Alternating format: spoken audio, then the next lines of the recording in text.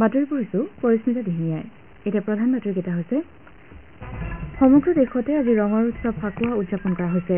ৰাষ্ট্ৰপতি শ্ৰীমতী দ্ৰৌপদী মুৰ্মু, উপৰাষ্ট্ৰপতি জগদীপ ধনখৰ আৰু প্ৰধানমন্ত্ৰী নৰেন্দ্ৰ মোদীয়ে এই উপলক্ষে জনসাধাৰণক শুভেচ্ছা জ্ঞাপন কৰিছে।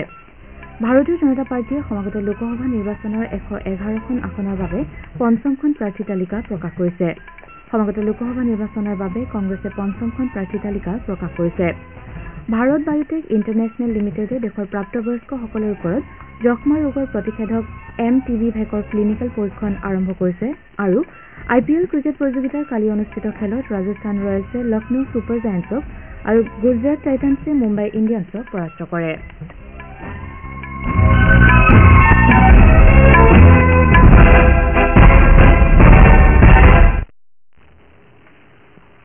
সমগ্ৰ দেশতে আজি ৰঙৰ উৎসৱ ফাকুৱা উদযাপন কৰা হৈছে। বৰ্ষা ঋতুৰ আগমনৰ প্ৰাক্ষণত উদযাপন কৰা এই উৎসৱে অশুভ শক্তিৰ ওপৰত শুভ শক্তিৰ জয়কী সূচায়। আজিৰ দিনটোত জনসাধাৰণে এজনে আনজনক ৰং সনাৰ লগতে শুভেচ্ছাৰ বিনিময় তথা জ্যেষ্ঠসকলৰ পৰা আশীৰ্বাদ লয়।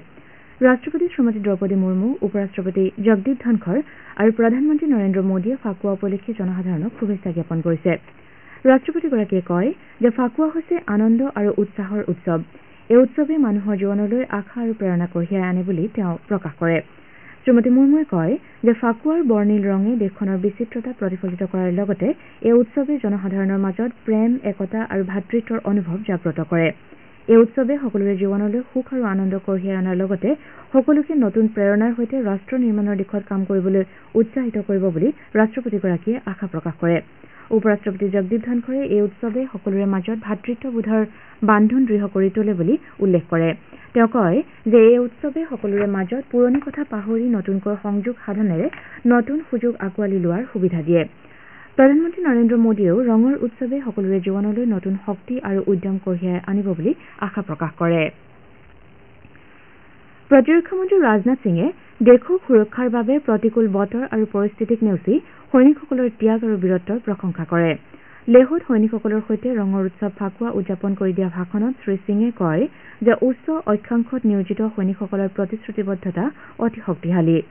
আমি ফাকুৱা বা আন উৎসৱসমূহ আমাৰ পৰিয়ালৰ সৈতে উদযাপন কৰাৰ বিপৰীতে নিজৰ পৰিয়ালৰ পৰা দূৰত থাকি ভাৰতীয় সেনাৰ হৈ সেৱা আগবঢ়োৱা প্ৰতিজন জোৱানক লৈ দেশবাসী গৌৰৱান্বিত বুলি তেওঁ প্ৰকাশ কৰে।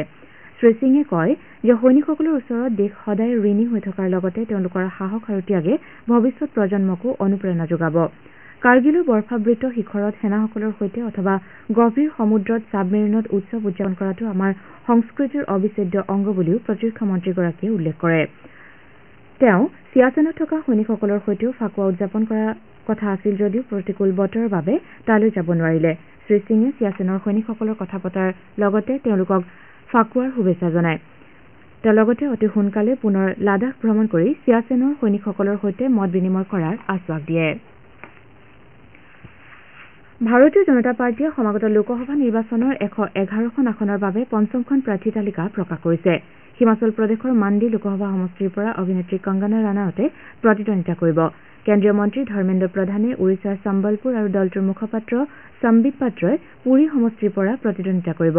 আনহাতে কেন্দ্ৰীয় মন্ত্ৰী নিত্যানন্দ ৰায়ে বিহাৰৰ উজিয়াৰপুৰ সমষ্টিৰ পৰা, কেন্দ্ৰীয় মন্ত্ৰী গিৰিৰাজ সিঙে বেগুচৰাই সমষ্টিৰ পৰা আৰু জ্যেষ্ঠ বিজেপি নেতা ৰবিশংকৰ প্ৰসাদে পাটনা চাহিব সমষ্টিৰ পৰা প্ৰতিদ্বন্দ্বিতা কৰিব। একেদৰে অভিনেতা অৰুণ গোভিলে মিৰাট লোকসভা সমষ্টিৰ পৰা প্ৰতিদ্বন্দ্বিতা কৰিব। ইপিনে উত্তৰ প্ৰদেশত প্ৰাক্তন কেন্দ্ৰীয় মন্ত্ৰী মানেকা গান্ধীয়ে চুলতানপুৰ সমষ্টিৰ পৰা প্ৰতিদ্বন্দ্বিতা কৰাৰ বিপৰীতে জিতিন প্ৰসাদে পিলিভিট সমষ্টিৰ পৰা প্ৰতিদ্বন্দ্বিতা কৰিব।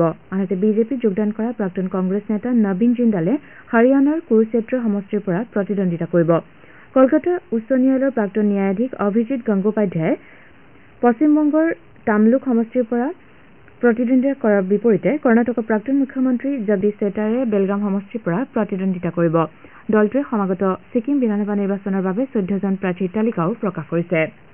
আপোনালোকে বাতৰি শুনিছে আকাশবাণীৰ পৰা।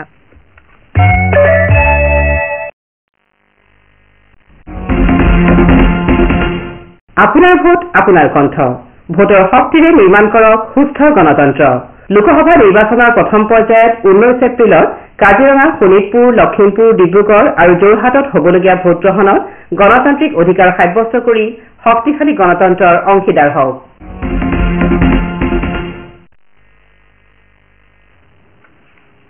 লোকসভা নিৰ্বাচনৰ বাবে কংগ্ৰেছে কালি পঞ্চমখন প্ৰাৰ্থী তালিকা প্ৰকাশ কৰে। এই তালিকাত 3গৰাকী প্ৰাৰ্থীৰ নাম উল্লেখ কৰা হৈছে। কংগ্ৰেছ নেতা প্ৰতাপ সিং খাচৰিয়াই ৰাজস্থানৰ জয়পুৰ লোকসভা সমষ্টিৰ পৰা প্ৰাৰ্থিত্ব আগবঢ়োৱাৰ বিপৰীতে মুৰাৰীলাল মীনাই অনুসূচিত জনজাতিৰ সমষ্টি দোচাৰ পৰা প্ৰতিদ্বন্দ্বিতা কৰিব। আনহাতে প্ৰতিভা সুৰেশ ধানোৰকাৰে মহাৰাষ্ট্ৰৰ চন্দ্ৰপুৰ লোকসভা সমষ্টিৰ পৰা প্ৰতিদ্বন্দ্বিতা কৰিব। কংগ্ৰেছে যোৱা শনিবাৰে 46গৰাকী প্ৰাৰ্থীৰ চতুৰ্থখন তালিকা প্ৰকাশ কৰে।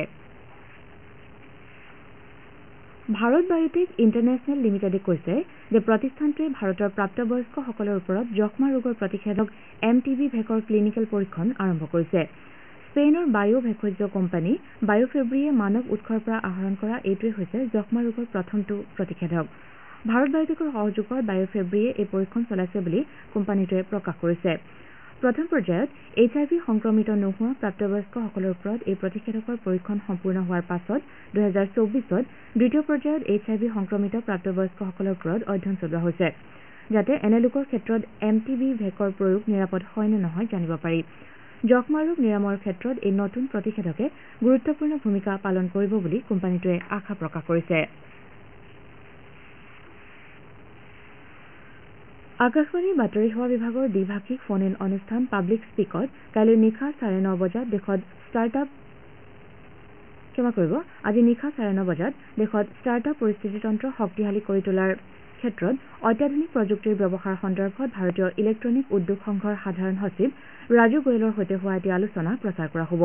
আগ্ৰহী শ্ৰোতাসকলে অনুষ্ঠান চলি থকাৰ সময়ত 011-2371-7106 আৰু 011-233-14444 নম্বৰত ফোন কৰি ষ্টাৰ্টআপ পৰিস্থিতিতন্ত্ৰৰ বিভিন্ন দিশ সন্দৰ্ভত সচিবগৰাকীক প্ৰশ্ন সুধিব পাৰিব।